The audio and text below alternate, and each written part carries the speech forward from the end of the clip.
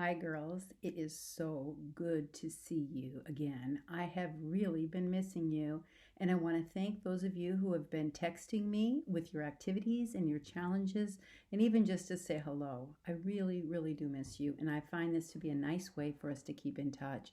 I have another great story for you, and this is one of my favorites. It's from the Old Testament. We're going to be going back to Second Chronicles. So, Second Chronicles 14 and 15 are the two chapters that we're going to read. Hopefully, you have your pen or your pencil and something to take notes with because there are some hard words in what we're going to read about. We're going to read about a king named King Asa. It's ASA. Now, this king is very interesting, and I really find a lot of encouragement from his actions. But there's some vocabulary words that are kind of hard, and so I thought we should go over those. So we're going to do that now. You don't have to write these down, but I want to make sure you understand what they mean. First of all, there's a word called an Asherah pole. You might have heard of that before, but you might not have. An Asherah pole was something that they would erect. It's like great big, like a flagpole, great big giant like that. But you girls know that there's something called idols, and that's when you worship something that's not God. And during this time period, they used to put these poles up and they would worship them. And that was not a good thing. It really was not. So we're going to hear about that. There's a huge giant number, and that's 300,000 people. They're going to talk about 300,000 people, and they're also going to talk about 280,000 people. And just to get an example of how many people that is, I want you to know that in the whole city of Plano, if we went to every single house, every single apartment in the city of Plano and got all the people together in one place, that would be about 280,000 people. That's a lot of people. And so we're going to talk about that number. I wanted you to kind of have that in your head. The next word is the word plunder. That's not a very common word right now, and that means to take stuff that's not yours. It's sort of to steal. It's the goods that you would take that does not belong to you. And what you take can be called the plunder. This is the name of a man. It's Azariah, and he was a prophet. And in these days, they had prophets were like inspired teachers of God's will. And some of the important leaders relied on the prophets. They didn't know or didn't believe they could hear from God. And so they trusted the prophets. And Azariah is going to be an important prophet in our story. Then we have the word forsake. You might know the word forsake. This means to abandon or to leave or to forget. It's not a good thing. To forsake someone is just kind of to leave them and not care about them anymore. Then we have a word called distress. This is part of the reason why I really like this story for right now. A lot of our world is in distress right now because of the coronavirus. Distress means extreme anxiety or sadness or pain. And with distress comes another word that's used, and that is turmoil. Turmoil is when there is a great uncertainty or confusion. Same thing as with this coronavirus. Now, that was not popular then. They didn't have the coronavirus then, but what they had was armies were attacking them, and they were uncertain as to whether or not they were actually going to live or to die. So there was distress and there was turmoil. And our last word that you need to understand is covenant. A covenant is an agreement, sort of like a promise that you make between two people. Sometimes you might hear about a covenant of marriage. That's when they make an agreement. Your parents probably made an agreement to get married forever. And that's a covenant. It's a promise or an agreement. And that's going to come up in our story too. So now, if you'd like, you can turn with me in your Bible, or you can read this later. It's Second Chronicles 14 and 15, where we are going to be. And I would love to read this story to you about King Asa. It's A-S-A. I didn't make a card for him because it's pretty easy. All right. It says, Asa did what was good and right in the eyes of the Lord his God. That's good. We're starting off really well. He's doing the right thing. He removed the foreign altars in the high places, smashed the sacred stones, and cut down the Asherah poles. Those are those long poles that people were worshiping. He took them down. He commanded Judah to seek the Lord, the God of their fathers, and to obey his laws and commands. He removed the high places and incense altars in every town in Judah, and the kingdom was at peace under him.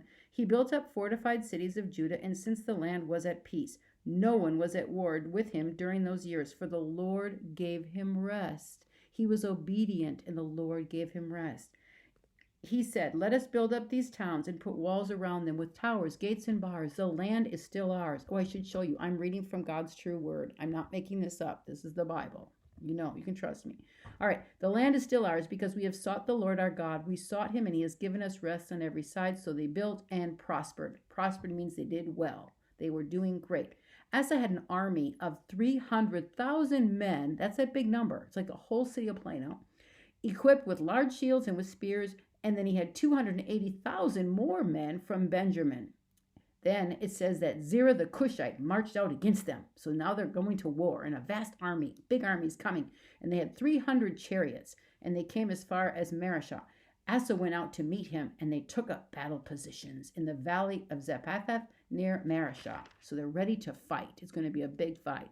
Then Asa called the Lord his God. He's concerned. He's worried. And he says, "Lord, there is no one like you to help the powerless against the mighty. Help us, O Lord." He realizes he's in distress and he needs help. "For we rely on you, and in your name we have come against this vast army. O Lord, you are our God. Do not let man prevail against you." The Lord struck down the Cushites. The Lord took care of it.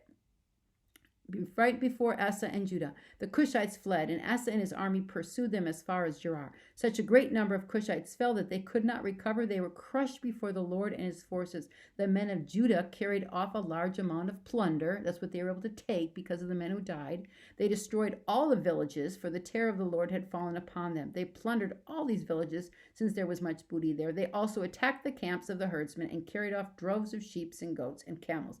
Then they returned to Jerusalem. Okay, this goes on. They've won the battle, right? Then it says the Spirit of God came upon Azariah, son of Obed. He's the prophet. He's the teacher that they trust from God. He went out to meet Asa and said to him, "Listen to me, Asa, and all Judah and Benjamin. The Lord is with you when you are with him. If you seek him, he will be found by you.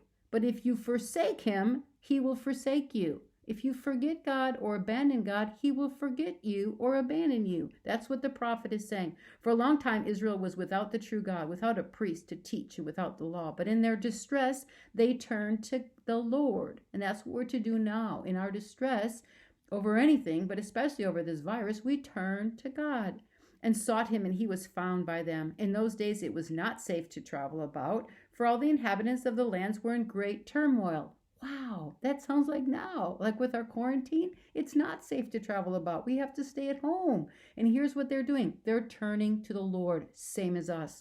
One nation was being crushed by another, and one city by another, because God was troubling them with every kind of distress. But as for you, be strong and do not give up, for your work will be rewarded. That's what God says. When Asa heard these words and the prophecy of Azariah, the son of Obed the prophet, he took courage. This fills him with strength. He removed the idols from the whole land of Judah and Benjamin, and he repaired the altar of the Lord that was in the front of the portico of the Lord's temple. Then he assembled all the people of Judah and Benjamin, and the people from Ephraim, Manasseh, and Simeon who had settled among them, for large numbers had come over to him from Israel. They assembled at Jerusalem in the 3rd month of the 15th year of his reign. At that time they sacrificed to the Lord, and they entered into a covenant to seek the Lord, the God of their fathers, with all their heart and soul. So they realize God has been with them in this battle. God has provided for them, and they decide we need to make an agreement or a promise or a covenant. And our covenant is that we will always seek the Lord, and that's what they did. And this is what they decided too. This is wild. They said all who would not seek the Lord, the God of Israel, will be put to death. They decided if you don't believe in God, they were going to put him to death then, whether small or great, man or woman. They took an oath to the Lord with loud acclamation, shouting and trumpets and horns, and all Judah rejoiced about the oath because they had sworn to it wholeheartedly. They sought God eagerly, and he was found by them. So the Lord gave them rest. The Lord gave them peace. The Lord solved their problems because they sought the Lord. King Asa also deposed his grandmother Maacah from her position as a queen because she had made a repulsive Asherah pole. Asa cut down the pole, broke it up, and burned it in the valley. Although he did not remove the high places from Israel, Asa's heart was fully committed to the Lord all the days of his life. That's my favorite verse, and I'm going to refer to it in a minute. He brought into the temple the gold the temple of God, the silver and gold, and the articles that he and his father had dedicated. There was no more war until the 35th year of Asa's reign. Ladies, this story, this king, when he was in distress, when he was in turmoil, he looked to the Lord. He's a leader, and as the leader, he looked to the Lord, and the Lord provided for him. I want to point out for you 2 Chronicles 15:4. What 2 Chronicles 15:4 says is really strong. It says, in their distress, they turned to the Lord and sought him, and he was found by them. When we're in trouble, when we're in turmoil, when we're in distress, this is what we're to do. This is what King Asa did.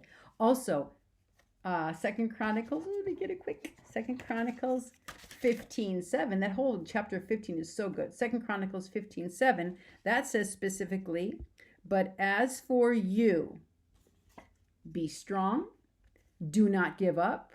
Your work will be rewarded. If I were with you right there, you know I'd make a song about that. Be strong. Do not give up. Your work will be rewarded. Be strong. Do not give up. Your work will be rewarded. It's true. That's what happens when you seek the Lord, especially when you're in turmoil or distress. And it's right there in the Bible. That is verse 15:7 from 2 Chronicles. And then the last one I want to show you is, where'd it go? Oh, 2 Chronicles 15:17b. Where are you? Right here. 2 Chronicles 15:17b.